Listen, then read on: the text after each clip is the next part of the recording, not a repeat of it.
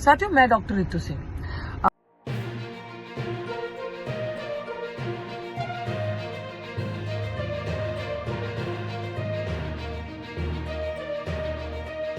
उन चिरागों को हवाओं से बचाया जाए जिन चिरागों को हवाओं का खौफ नहीं। चंडीगढ़ में एक ऐसी ही चिंगारी नजर आई जब बसपा की उम्मीदवार डॉक्टर रितु सिंह इंडिया गठबंधन के प्रत्याशी चंडीगढ़ से ही मनीष तिवारी के साथ ओपन डिबेट करने के लिए पहुंची। जी हां, ओपन डिबेट करने के लिए जब रितु सिंह पहुंचती है और मनीष तिवारी सामने होते हैं और जब ओपन डिबेट होती है तो ऐसे ऐसे मुद्दों को सामने से उठाया गया जिनके जवाब मनीष तिवारी के पास भी नहीं थे। साथियों, मैं डॉक्टर रितु सिंह। आज मनीष तिवारी जी ने, जो कि लोकसभा चंडीगढ़ से लड़ रहे हैं इलेक्शन कांग्रेस पार्टी से, ओपन डिबेट का चैलेंज दिया था। मैंने चैलेंज एक्सेप्ट किया और मैं वहां डिबेट के लिए पहुंची। मैंने साहब से 3 सवाल किए, 3 सवाल जिनके उन्होंने मुझे कोई जवाब नहीं दिया। आपने, संजय टंडन जी नहीं आएंगे। संजय टंडन जी ने कभी जनता के लिए काम नहीं किया। जिसने कभी जनता के लिए काम नहीं किया, जो सड़क पे नहीं उतरे, वो जनता को और मीडिया को कैसे फेस कर लेंगे? तो मैंने काम किया, इसलिए मैं आई। मैंने सवाल पहला आपसे पूछा कि आप मुझे बताएं कि ये गठबंधन है कि ये ठगबंधन है, कि पंजाब में और दिल्ली में, चंडीगढ़ में, ये 3 जगह आप बहुत शोर जोर से चुनाव लड़ रहे हैं। दिल्ली में आप एक दूसरे के लिए वोट मांग रहे हैं, चंडीगढ़ में आप एक दूसरे के लिए वोट मांग रहे हैं और आपका गठबंधन है। वहीं पंजाब में आप एक दूसरे के अगेंस्ट लड़ रहे हैं और एक दूसरे को गाली दे रहे हैं। भाई, जनता ये जानना चाहती है, रिश्ता क्या कहलाता है? ये कौन सा गठबंधन है? नेशन के नाम पे लोगों को ठगा गया और मुर्गे खाने के जितने छोटे छोटे काम करते। फिर सर मुझे जरूर बताएं जो आपका स्टेटमेंट, जो आप अभी संविधान बचाने के बाद जस्ट आई हर्ड कि आप कह रहे हैं कि संविधान को बचाना है। सर बहुत अच्छी बात है, संविधान कैसे बचेगा सर? गरीब जनता के लिए तो आपका स्टेटमेंट है कि आरक्षण जो है SC BC का वो आर्थिक आधार पे होना चाहिए, वो कास्ट क्रीड पे नहीं होना चाहिए। ये बहुत ऐसी चीजें सर। और दूसरा, चंडीगढ़ में तो सर आपकी गठबंधन है कि ठगबंधन है सर? मुझे समझ नहीं आ रही थी। एक रेड लाइट पे बाहर चले जाओ तो एक रेड लाइट पार कर लो तो पंजाब के अंदर आ जाओ तो आपका गठबंधन है। तो ये चंडीगढ़ में कैसा ठगबंधन है सर? वहां पे तो एक दूसरे की बुराई करें सर, यहाँ पे आ जाए तो यहाँ पे आप कहते हैं कि हम दोनों एक हैं, हम दोनों को आप वोट दीजिए, हमने इतने अच्छे काम किए। वो झाड़ू वाले अपने वोट गिनाते हैं, यहाँ पे आप अपना काम गिना रहे हैं। लेकिन मैं चाहती हूँ सर, जिन कॉलोनियों में मैं गई सर, आप जिस गाड़ी में बैठते हैं बिस्लरी का पानी पीते हैं, with all due respect sir, उन कॉलोनियों में चलिए मेरे साथ धनास में, चलिए मेरे साथ मलोया में सर, चलिए वहां पे पानी की हालत देखिए sir. They can't drink that tubewell वाला पानी, नहर का पानी वहां सर कांग्रेस ने बंद करवाया। सर ये किस तरीके की ठगी है जो लोगों के साथ हो रही है? मतलब मैं चाह रही हूँ कि sir I think we should have a good conversation and open debate. जो मुझे नहीं नजर आता कि आज संजय टंडन जी के अंदर इतनी हिम्मत है वो डिबेट कर सके, लेकिन आपने चैलेंज किया। मुझे लग रहा है कि एक नेशनल पार्टी के कैंडिडेट को अच्छे खासे तरीके से एक इग्नोर किया जा रहा है। मुझे लगता है कि हम दम रखते हैं, पोटेंशियल रखते हैं, क्योंकि हम काम के बेसिस पे बात करते हैं। सर मुझे ये 3 चीजों का जवाब चाहिए। सबसे पहले तो सर ये जवाब दे दीजिए, जो SC BC के रिजर्वेशन पे आपने बात कही है कि आर्थिक बेसिस होना चाहिए। पहले तो आपका बहुत बहुत धन्यवाद, thank you so much sir, कि आप यहाँ पे आए। आप में ये हिम्मत है, ये शिद्दत है कि आपने अपने आप स्वयंभू आकर हमारी जो प्रेस वार्ता है उसमें शिरकत की। आपका बहुत बहुत धन्यवाद।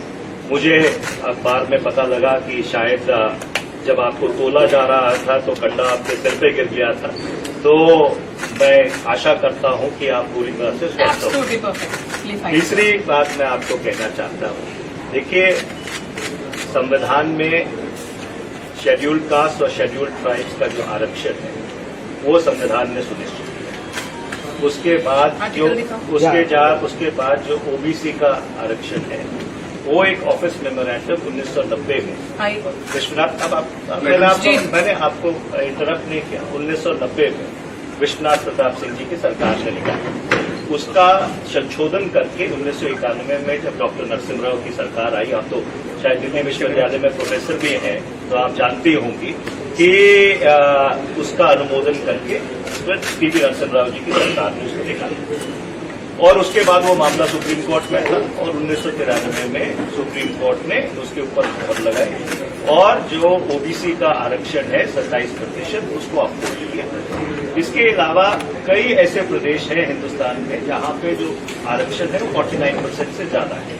जैसे तमिलनाडु में आरक्षण ऑलमोस्ट 67% है। सो इसलिए जहां तक आरक्षण का सवाल है और कांग्रेस पार्टी का स्टैंड है, कांग्रेस पार्टी का और बाकी पार्टीज का स्टैंड बिल्कुल your क्लियर है। stand, your stand, sir. My stand is Your stand. My stand is absolutely clear. My stand is the stand of the Indian National Congress, and So means Indian National Congress जो है आप सबको देसी भाषा में समझाना चाहती है, वो संविधान के विरुद्ध काम कर रही है, लेकिन संविधान को बचाने की बात कर रही है। वो आरक्षण के विरुद्ध काम कर रही है कि आरक्षण का बेसिस जो है आर्थिक होना चाहिए। आरक्षण का बेसिस आर्थिक होना चाहिए कि इनका स्टेटमेंट है, मैं आर्टिकल दिखा देती हूँ। ठीक एक दिन पहले, कुछ दिन पहले, बिल्कुल मोहन भागवत के सर प्लीज आपको लूज कमेंट करना बंद कीजिए आप सर। ऐसे सेंसेशन आप ये क्रिएट बताएं, कर रहे हैं। सेंसेशन क्रिएट नहीं कर रहे सर, हिम्मत है डिबेट की। हाँ, तो डिबेट ऐसे नहीं बिल्कुल, होता। डिबेट कैसे? आप क्या बोला? आप बताइए डिबेट कैसे? आप बताइए। एक तो रिजर्वेशन के खिलाफ बात करनी है सर, वो कैंडिडेट नहीं। संविधान, देखिए संविधान को बचाने की बात करनी है।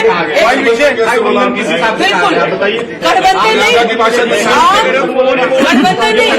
आम जनता की, वेरी नाइस, आम जनता की नजर में जब पंजाब में आप इलेक्शन फाइट कर रहे हैं, इलेक्शन फाइट बिल्कुल ये है इनकी, क्योंकि इन्हीं लोगों के पार्टी से स्टेटमेंट आती है कि यूपी बिहार के लोगों को चंडीगढ़ से निकाल देना चाहिए, तो ये मायावती जी की लेवल स्टेटमेंट है। सुन लीजिए कि मायावती एक वुमेन का ये लोग रिस्पेक्ट सामने खड़े होकर नहीं कर सकते, और ये मायावती जी में आप मायावती जी जब सड़कें नहीं थी ना, वो महिला सड़क पे थी, आप उनके बारे में बात नहीं करें। आप तो चंडीगढ़ में रहती नहीं है, मैं तो पैदा हुआ चंडीगढ़ में। आपको कैसे मैंने पहली बार चंडीगढ़ में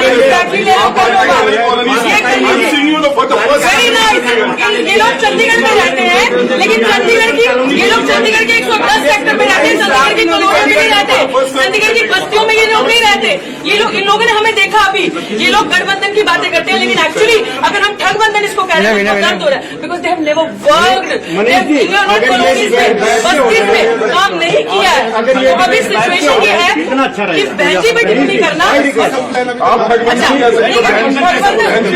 आप ये बता दीजिए, आपकी सरकार नहीं थी, SC/ST सब प्लान से बता दीजिए क्यों लागू नहीं हुआ? आप बहनजी पे बात कर रहे हैं ना,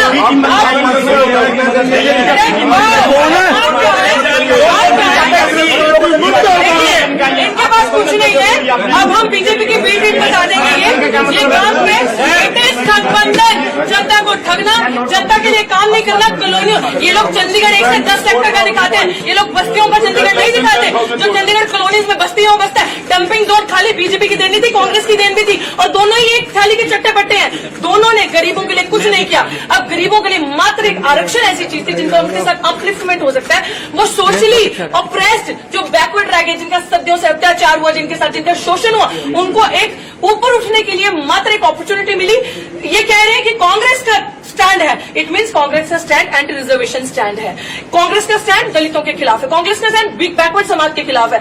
गिनती करो का ड्रामा करके ये लोग अब ये दिखा रहे हैं कि हम लोग एंटी इन सारी चीजों के हैं। बहनजी पे टिप्पणी करना बदल, इनके पास और कुछ नहीं है, मुद्दों में बात नहीं करेंगे। चलो मेरे साथ उन बस्तियों में, जिन बस्तियों में मैं जा रही हूँ, लोग रो रहे हैं स्किन डिजीजेस से, जो डंपिंग जोन बने हैं। यहाँ पे डड्डू माजरा के पास लोग रो रहे हैं सांस की बीमारी से, लोगों के पास गंदा पानी, ट्यूबवेल का पानी पी रहे, नहर का पानी किसने नहीं दिया। These are the issues. बड़े बड़े जार्गनाइज लैंग्वेज समझ नहीं आती गरीब जनता को, गरीब जनता जिसका वोट लेके ये लोग सरकारें बनाते हैं, भाजपा और कांग्रेस यहाँ पे। और मैं क्यों ना कहूँ मालिकाना अधिकार इतने देर से सुनिए, मैं क्यों ना कहूँ ये ठगबंधन, जनता को ठग नहीं रहे तो और क्या हो रहा है? सवाल ले लीजिए आप। ये कांग्रेस की प्रेस कॉन्फ्रेंस थी, बीच में आप आई हैं, मैं बीच में नहीं आई, नहीं आप एंडेड दैट प्रेस कॉन्फ्रेंस थी, एंडेड दैट प्रेस कॉन्फ्रेंस। आपकी पीस मीडिया, आप मीडिया से हैं, तो उन्होंने भी ऐसा ही सवाल लेंगे, आप सवाल लेंगे, ऑफकोर्स लेंगे, बट पहले सवाल लेंगे। जवाब ले रहे हैं, जिस तरीके से मायावती जी का एलिगेशन लगाना, हमें बीटी दिखाना,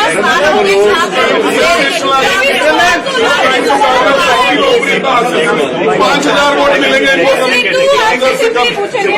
देखिए ऐसा कि मैं इस बात का स्वागत करता हूँ कि बहुजन समाज पार्टी के जो उम्मीदवार हैं वो यहाँ पे आए। उन्होंने अपनी तरफ से एक राजनीतिक भाषण दिया। लोकतंत्र में हर आदमी को ये हक है कि एक मिनट आप मैंने इंटरप्ट नहीं किया। मैडम जी आप चुप हो जाइए, मैडम जी आप चुप हो जाइए, मैडम जी उनकी बात तो सुना दीजिए। सवाल पूछ रहे हैं, पूछ रहे हैं, आप चुप हो जाइए, उनकी बात रखने दीजिए। आपने भाषण देना बाहर जाके दीजिए।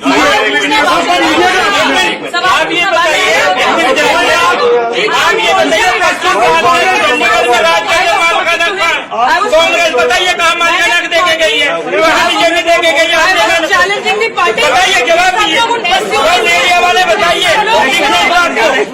एक मिनट मैडम जी, बात रख लिया, उनको रखने दीजिए, मैडम उनको रखने दीजिए, मैडम उनको रखने दीजिए, आपने रख लिए। बिल्कुल सुनिए पहले आप उनको बात रखने दीजिए ना, ये सवाल ही नहीं ले रही है, नहीं ले रही है सवाल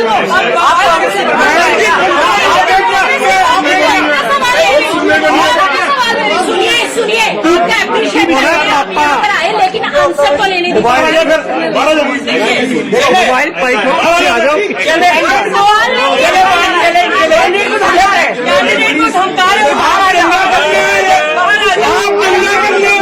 इनके पास जवाब नहीं है, आप दंगा करके चली गई। इन्होंने मालिकाना हक नहीं दिया कॉलोनी वालों को, बीजेपी वाले 10 साल राज करके चले गए, कोई मालिकाना हक नहीं दिया कॉलोनी वालों को। जवाब दीजिए दोनों पार्टी को, बनाते हैं पीछे कर लो मोबाइल यार, मोबाइल पीछे कर लो, पीछे आई जा रहा बार बार। बहुजन समाज पार्टी की उम्मीदवार यहाँ पर आई हमारी प्रेस कॉन्फ्रेंस में, हम उनका स्वागत करते हैं। लोकतंत्र में हर व्यक्ति को यह आजादी है कि अपनी बात रखे। मैं साफ तौर पर यह कहना चाहता हूं कि जो पूरी इंडिया अलायंस है वो भारत के संविधान को बचाने की लड़ाई लड़ रही है। ये लड़ाई लड़ रही है कि 2024 इस मुल्क का आखिरी चुनाव नहीं होना चाहिए। जिस आधार पर ये मुल्क काबिज है, जिसको अंग्रेजी में आइडिया ऑफ इंडिया कहते हैं, उस आइडिया ऑफ इंडिया को और सुदृढ़ बनाया जाना चाहिए। पिछले 10 वर्ष में यहाँ पे भारतीय जनता पार्टी की सत्ता रही। अगर कोई जवाबदार है तो भारतीय जनता पार्टी जवाबदार है, उनकी 4 इंजन की सरकार रही। ऊपर गृह मंत्री, नीचे राज्यपाल, उनके 10 साल से सांसद, 8 साल उनका कॉरपोरेशन के ऊपर कब्जा, और पिछले 10 वर्ष में चंडीगढ़ का कोई विकास नहीं हुआ। अगर यहाँ पे लोगों को कॉलोनीज में रीसेटल किया गया, वो काम कांग्रेस पार्टी ने किया। अगर यहाँ पे हाउसिंग बोर्ड के मकान दिए गए, वो भी कांग्रेस के जमाने में हुआ था। और इससे अगर मैं पीछे जाऊं, ये पंडित जवाहरलाल नेहरू की कल्पना थी कि जब वो यहाँ पे आए और ये चंडीगढ़ शहर की जो सबसे आधुनिक शहर है पूरे हिंदुस्तान में, उसकी संरचना की गई। तो इसलिए जब से चंडीगढ़ बसा है तब से लेकर आज तक चंडीगढ़ के संदर्भ में कांग्रेस पार्टी की, इंडिया अलायंस की जो उपलब्धियां हैं वो अनेकों हैं, जो अगर मैं गिनाना शुरू कर दूं तो शाम के 6 बज जाएंगे। और इसलिए मैं ये कहना चाहता हूं कि इंडिया अलायंस बिल्कुल पूरी तरह से जीत की ओर अग्रसर है। और मैं ये विनती करना चाहता हूं कि जो संविधान की सुरक्षा की बात करते हैं वो कृपया भारतीय जनता पार्टी की बी टीम न बने। आपका बहुत बहुत धन्यवाद। और देखिए किस तरह से मनीष तिवारी इस डिबेट को बीच में छोड़ कर जाते हैं, जबकि रितु सिंह कह रही है कि रुकिए, लेकिन वो पलट कर नहीं देखते और इस खुली बहस से मैदान मेरे छोड़कर सवाल के जवाब- भाग जाते अभी भी हैं। मेरे 3 सवाल जो मैंने आपसे प्रेस क्लब में किए वैसे के वैसे ही हैं। मैंने ओपन डिबेट का चैलेंज एक्सेप्ट किया और आपने ओपन डिबेट के चैलेंज में मेरी सवालों के जवाब नहीं दिए। मैं अभी भी वेट कर रही हूँ कि मेरे इन तीनों सवालों के सब्सक्राइब जवाब आप कीजिए मुझे हमारे चैनल को और बेल आइकॉन को दबाइए हमारी लेटेस्ट वीडियो सबसे पहले देखने के लिए।